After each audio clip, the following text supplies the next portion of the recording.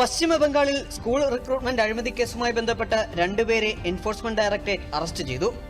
Group C, group D തസ്തികയിലേക്കുള്ള ജോലി വാഗ്ദാനം ചെയ്ത് പണം തട്ടിയെടുത്ത കേസിലാണ് അറസ്റ്റ്. ഡൽഹിയിൽ വായു ഗുണനിലവാരം മോശമായ അവസ്ഥയിൽ തുടരുന്നു. 316 ഇന്ന് രേഖപ്പെടുത്തിയ വായു ഗുണനിലവാരത്തിന്റെ തോത്.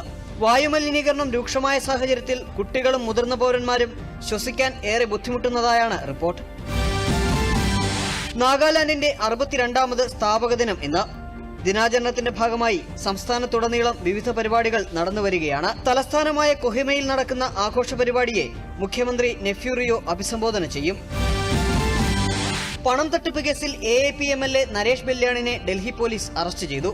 അധോലോക സംഘാംഗമായ കപിൽ സംഘാനുമായി പണമിടപാട് സംബന്ധിച്ച ശബ്ദ സന്ദേശം പുറത്തുവന്നതിനെ തുടർന്നാണ് അറസ്റ്റ്.